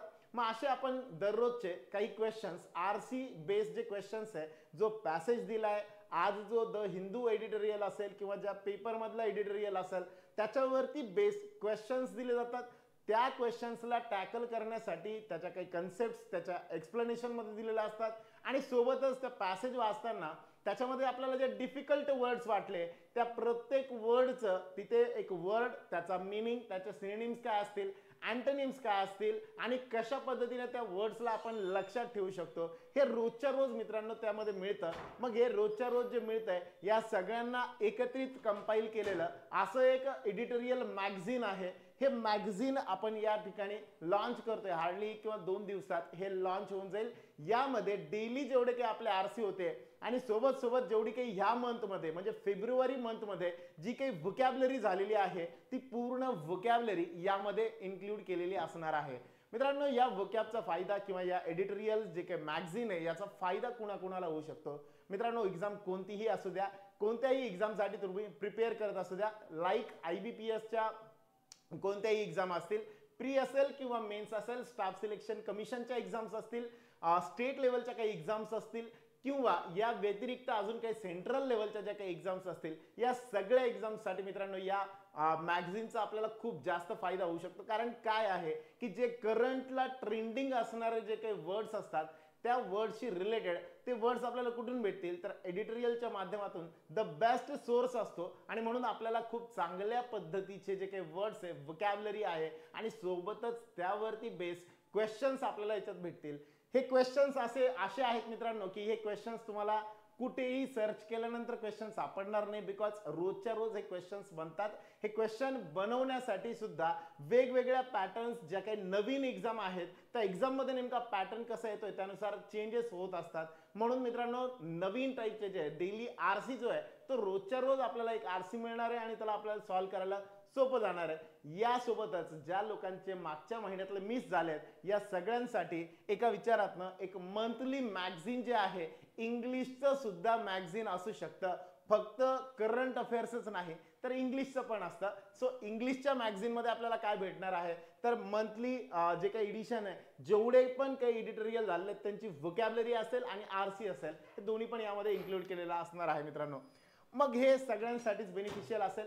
ज्या लोकांना जानेवारी मंथ साठीचं पण एक मॅगझिन होतं ज्यामध्ये एडी व्होकॅब नावाचं, ज्यामध्ये आपण जेवढे काही व्होकॅबलरी वर्ड्स आहेत फक्त त्या सगळ्या वर्ड्सला आपण कव्हर केलेलं होतं. जानेवारी मधले द हिंदू एडिटोरियल जे आहे त्या एडिटोरियल मध्ये जेवढे काही व्होकॅब विचारली गेलेली आहे, जेवढे काही नवीन वर्ड्स आपल्याला त्यामध्ये सापडलेले आहेत, रीड करत असताना जे अडचणीचे वाटलेले आहेत, ते सगळेच्या सगळे मित्रांनो इडी व्होकॅब नावाची जी काही मॅगझिन आहे ती मॅगझिन मध्ये सगळे काही दिलेले आहेत. तर मित्रांनो, आपण काय केलं पाहिजे हे सगळे मिळवण्यासाठी टेलिग्रामला सारथी एज्युकेशन नावाचं आपलं जे चॅनल आहे त्या चॅनलवरती तुम्हाला ही फाईल जी आहे ती भेटून जाईल. सोबतच जर मी म्हटलं समजा इंग्लिश पिटारा नावाचं एक चॅनल आहे, इंग्लिश पिटारा नावाचं, या चॅनलला सुद्धा आपल्याला इंग्लिश पिटारा सोबत टाकायचं आहे, स्पेस द्यायचा नाहीये. या चॅनलला जरी आपण गेलो तरी सुद्धा आपल्याला हे सगळे अवेलेबल भेटतील. ठीक आहे. सो या पद्धतीने जर मी म्हटलं समजा आपल्याला व्होकॅब वाले मॅगझिन आणि सोबत रीडिंग वाला सुद्धा मॅगझिन जे आहे ते इथे अवेलेबल होईल. मग या वर्षीच्या या महिन्याचं जे काही मॅगझिन आहे ते मॅगझिन मध्ये नेमकं काय काय असणार आहे बघा मित्रांनो. याच्यामध्ये काय काय असणार आहे, डिटेल एडिटोरियल अनालिसिस, डेली जे काही एडिटोरियल्स झालेले आहेत त्या प्रत्येकाचं अनालिसिस त्याच्यामध्ये असणार आहे. समरी ऑफ एडिटोरियल, जी पण एडिटोरियल असतील त्या एडिटोरियलची समरी देखील असणार आहे. व्होकॅबलरी टिप्स अँड ट्रिक्स, जेवढे काही व्होकॅबलरीच्या ज्या काही टिप्स आहेत किंवा ट्रिक्स आहेत त्या सांगितलेल्या आहेत. त्यानंतर ग्रामर कन्सेप्ट ज्या आहेत, क्वेश्चन्स विचारत असताना पॅसेजमध्येच एक किंवा दोन वेगळ्या टाईपचे मीन्स ग्रामर बेस असणारे क्वेश्चन सुद्धा विचारले जातात, सो दॅट आपल्याला एक्झाम मध्ये जो काही एक्झॅक्टली वर्डचा प्रॉब्लेम येतो ग्रामरचे क्वेश्चन सॉल्व्ह करताना त्याच्याशी रिलेटेड न्यू पॅटर्न रिलेटेड जे काही क्वेश्चन्स आहेत ते सुद्धा यामध्ये असणार आहे आणि करंट इश्यूज जे आहेत त्यांचे डिस्कशन सोबत सोबत डेली रीडिंग कॉम्प्रिहेन्शन वाला जो पॅसेज आहे तो पॅसेज सुद्धा इथं डेलीच्या डेली असणार आहे. सो एवढ्या गोष्टी ज्या आहेत ह्या सगळ्या आताच्या या फेब 2024 वाला जे मॅगझिन आहे लास्ट मंथ साठीचं vocab and reading English magazine जे आहे ते तुम्हाला या टेलिग्राम चॅनलला हार्डली आज किंवा उद्यामध्ये ते भेटून जाईल. तुम्हाला ते टेलिग्राम मध्येच मिळेल, त्याची लिंक मी या डिस्क्रिप्शन बॉक्स मध्ये देऊन टाकेल. मग आता एडिटोरियल वाचायचं तर कसं वाचायचं, एडिटोरियल कैसे रीड करे, मग एडिटोरियल रीड करायचं आहे तर कसं रीड करणार, काय करायचं एडिटोरियल रीड करत असताना सगळ्यात पहिल्यांदा जी दिलेली व्होकॅबलरी आहे ती व्होकॅबलरी एकदा वाचून घ्या. व्होकॅबलरी वाचल्यानंतर परत एकदा पॅसेज सॉल्व्ह करा, पॅसेज वाचून घ्या. पॅसेज रीड केल्यानंतर जेवढे काही त्यावरती बेस्ड क्वेश्चन्स आहे त्या क्वेश्चन्सला आन्सर करा आणि आन्सर केल्यानंतर चेक करा whether your answer is right or wrong आणि त्याचे अप्रोचेस काय काय आहेत ते अप्रोच एकदा चेक करा. तुम्हाला लक्षात येईल की you are on the right track or not. तुम्हाला रोजच्या रोज असं अनालिसिस करायचं आहे, कुणी केलं पाहिजे. अशी लोक की ज्यांना असं वाटतंय की इंग्लिश लँग्वेज ही खूप जास्त अवघड आहे, मला एकदम बेसिक पासून करायची आहे, अशा लोकांनी या एडिटोरियल मधनं पूर्ण पॅसेज सॉल्व्ह करण्याच्या भानगडीत जाऊ नका. आपण फक्त आणि फक्त हलका आहार घ्या ज्यामध्ये व्होकॅबलरी असेल. रोजच्या रोज आपल्याला फक्त व्होकॅबलरी करायची आहे, बाकी आरसी पॅसेजला टच सुद्धा करायचं नाही. तुम्हाला वाटतंय समजा की मला सोपा वाटतंय पॅसेज वाचायचा आहे, हा मग तशा केसमध्ये तुम्ही वाचा. पण तुम्हाला जर असं वाटतंय की नाही मी केलंच पाहिजे, सगळ्यांना फायदा होतो, मला पण झालाच पाहिजे, मला डायरेक्टली शेवटच्या पायरीवर जायचं आहे, मित्रांनो असं कधीही होत नसतं. तुम्हाला पायऱ्या एकानंतर एक चढत जाव्या लागतील, डायरेक्टली 10व्या पायरीवर चढता येणार नाही. त्यामुळे हळूहळू मित्रांनो आपण जाऊया. सुरुवातीला आपण फक्त व्होकॅबलरी घेऊ आणि मग हळूहळू जे काही पॅसेज आहेत ते कसे असतात याच्याबद्दल आपण डिटेलमध्ये जाऊयात. ठीक आहे. मग आता पुढे काय केलं पाहिजे. विजेता वनचे जे काही स्टुडंट, ही होती ओव्हरऑल सगळ्यांनी काय करावं यासाठीची स्ट्रॅटेजी. विजेता वन जी बॅच आहे मित्रांनो, विजेता वन, जे विजेता वन बॅचचे जे स्टुडंट्स आहेत त्यांनी काय केलं पाहिजे. आतापर्यंत बाळांनो आपला जो काही टॉपिक जे काही झालेले आहेत त्यामध्ये सगळ्यात पहिल्यांदा जर मी म्हटलं ग्रामर कन्सेप्ट रिलेटेड आपले बऱ्यापैकी चॅप्टर्स झालेले आहेत. मग त्याच्यामध्ये आपण बघितलंय ऑलरेडी टेन्स वाला पार्ट झालाय, व्हॉइस झालाय, डिग्री झालाय, पार्ट्स ऑफ स्पीच पण झालाय. या मंथ मध्ये पार्ट्स ऑफ स्पीचचे काही पार्ट आणि सोबत सोबत रीडिंग जो आहे मीन्स ज्याला आपण पॅसेज म्हणतो, कॉम्प्रिहेन्शन म्हणतो. सो ह्या मंथ मध्ये आपलं टार्गेट असेल की पार्ट्स ऑफ स्पीच आणि रीडिंग वाला जो पार्ट आहे तो आपण कंप्लीट करू. ज्या माध्यमातून एकदा रीडिंग कंप्लीट झालं की मग त्याच्यानंतर पॅरालेंबल वाला जो पार्ट असतो त्याच्या कन्सेप्ट ज्या असतात याकडे आपण वळूयात. मग प्रत्येक वेळेस या महिन्यामध्ये आपल्याला काय करायचं आहे तर या महिन्यामध्ये ज्या काही ग्रामर कन्सेप्ट रिलेटेड चॅप्टर्स झालेले आहेत, बेसिक त्याचे क्वेश्चन्स आपले आपण टेलिग्राम चॅनलला काही शेअर केलेले आहेत आणि काही आपल्या ॲपमध्ये सुद्धा अवेलेबल आहेत. सो जेवढ्या PDF ऑलरेडी झालेल्या आहेत, चॅप्टर कंप्लीट झाल्यानंतर त्याच्यामध्ये तुमचा चॅप्टर कंप्लीट झाल्यानंतर एक PDF दिसते प्रॅक्टिस क्वेश्चन्स वाली, तर ती प्रत्येकाची जेवढे चॅप्टर्स आतापर्यंत झाले तर प्रत्येकाची प्रॅक्टिस क्वेश्चन्स साठीची जी PDF आहे ती मित्रांनो सॉल्व्ह करा. एकदा सॉल्व्ह करा आणि त्याच्यावरती जे काही आन्सर्स आहेत त्यांचं अनालिसिस नक्की करा, तुम्हाला बेनिफिट्स याचे मिळतील. ठीक आहे. आणि होमवर्क जेव्हाच्या तेव्हा कंप्लीट करत चला, so that what will happen, तुम्हाला जास्त लोड एकदाच येणार नाही. ठीक आहे. नंतर सेकंड आहे विजेता 2 बॅच जी की रिसेंटली स्टार्टेड आहे. या विजेता 2च्या स्टुडंटनी काय केलं पाहिजे तर सगळ्यात पहिल्यांदा ग्रामर कन्सेप्ट सुरू झाले आहेत. मग ग्रामर कन्सेप्ट वरती सध्या फोकस ठेवा. या ज्या पार्ट आहेत यांच्यावरती या मंथ मध्ये आपण काय काय कव्हर करणार, टेन्स, व्हॉइस आणि डिग्री हे 3 पार्ट या महिन्यामध्ये सगळे कंप्लीट होऊन जातील. नेक्स्ट मंथ मध्ये पहिल्या आठवड्यात आपला पार्ट्स ऑफ स्पीचचा जो पार्ट आहे तो कंप्लीट झालेला असेल. सध्या फक्त आपल्याला प्रॅक्टिस करायची आहे, कन्सेप्ट जेवढ्या आहेत त्या आणि बेसिक लेवलचे आपल्या ॲपमध्ये असणारे जे काही क्विजेस आहेत फ्रीमध्ये त्या क्विजेस वरनं आपल्याला काय करायचं आहे हे सॉल्व्ह करायचे. हे क्विजेस कोण देऊ शकतात, सगळी लोक देऊ शकतात. जे लोक व्हिडिओ बघतात त्या लोकांना सुद्धा हे क्विज देता येईल, फ्री ऑफ कॉस्ट असेल, कोणताही चार्ज त्याच्यासाठी नसेल. ॲप डाउनलोड करायचंय सारथी एज्युकेशन नावाचं, त्यामध्ये होम स्क्रीनला जा, तिथे तुम्हाला क्विज नावाचा ऑप्शन दिसेल, त्या क्विज वरती क्लिक करा, सब्जेक्ट दिसेल, तिथे तुम्हाला सगळे जे क्विजेस असतील ते तुम्हाला बघायला भेटतील. ठीक आहे. सो हे क्विज द्या, क्विज द्या, क्विज एन्जॉय करा, त्याच्यासोबत त्यांचं अनालिसिस जे आहे, जे पण डाऊट्स असतील, जे पण प्रॉब्लेम्स असतील तिथले तिथे सॉल्व्ह होऊन जातील. ठीक आहे. सो या पद्धतीने सध्या कन्सेप्ट आणि कन्सेप्टवरती बेस्ड क्विज आणि याबद्दल डिटेल डिस्कशन्स, जे नाही समजले, जे नाही आले त्याबद्दल क्लासमध्ये आपण डिस्कशन करणारच आहोत. ठीक आहे. सो ये था विजेता 2 के लिए. आणि तिसरी बॅच म्हणजे मेन्स वाली जी बॅच आहे, सगळ्यात महत्त्वाचं आता इकडे मेन्स वाल्या बॅच मध्ये काय करायला पाहिजे. मित्रांनो, मागच्या पार्ट मध्ये आपण आतापर्यंत काय काय केलेलं आहे. आतापर्यंत आपण कन्सेप्ट वाला पार्ट बऱ्यापैकी बघितलाय, राहिलंय फक्त पार्ट्स ऑफ स्पीच वाला कन्सेप्ट.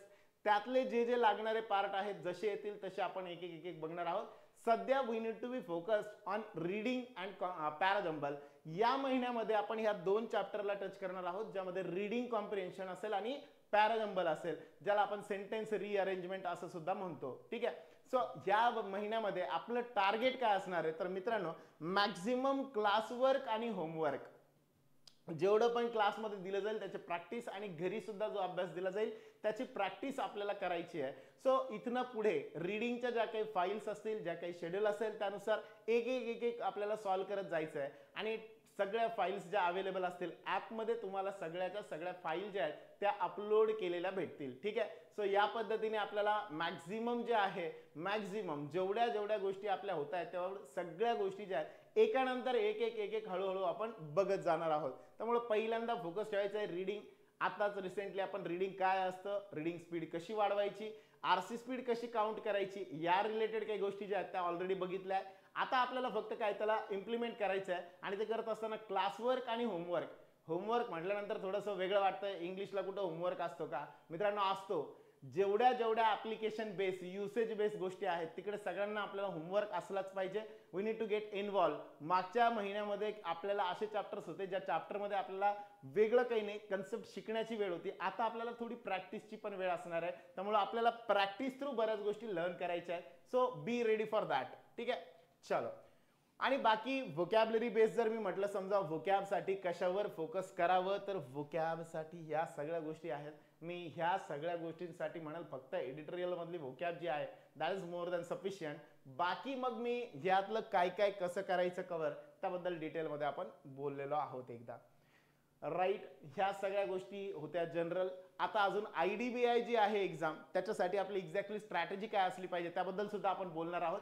तत्पूर्वी आपण बॅच बद्दल एक छोटीशी अनाउन्समेंट. परफेक्शन 1.0 इंग्लिशची जी बॅच आहे, ज्या लोकांना असं वाटतंय की इंग्लिश खूपच वीक आहे आणि मला पहिल्यापासून चांगलं बेसिक पासून एकदम करायचं आहे, एकदम बेसिक लेवल पासून, त्या मुलांसाठी, त्या लोकांसाठी ही बॅच आहे परफेक्शन नावाची बॅच.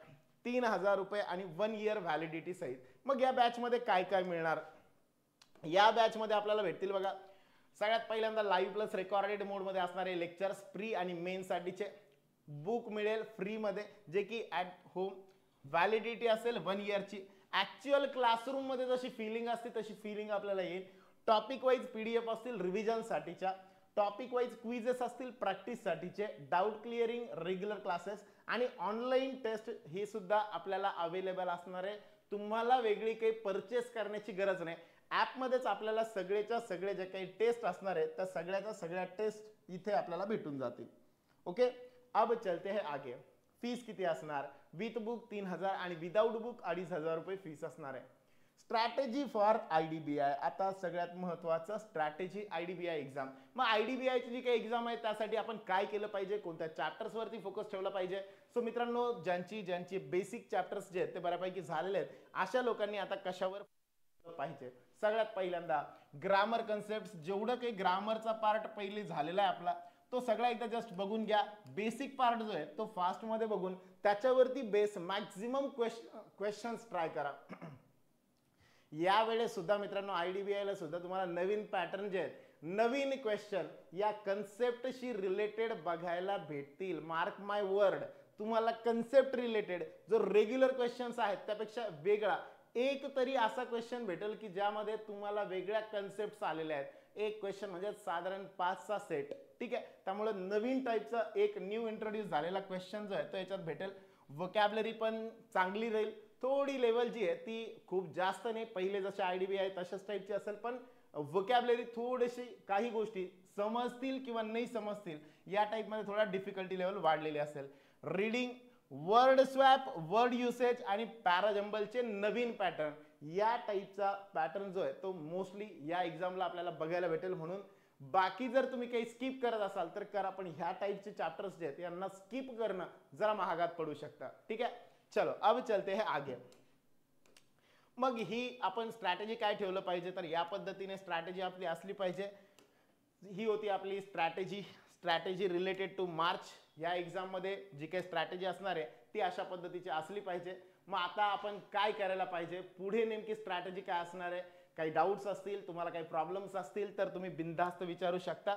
ज्यामध्ये तुम्हाला जो काही वाटतोय, तुम्हाला जो वाटतोय तो तुम्ही एखादी गोष्ट जी आहे ती विचारू शकता. नंबर आहे, या दोन्हीपैकी एका कोणत्याही नंबरवरती कॉल करून तुम्ही याबद्दल डिटेल माहिती घेऊ शकता. Thank you very much. All the best.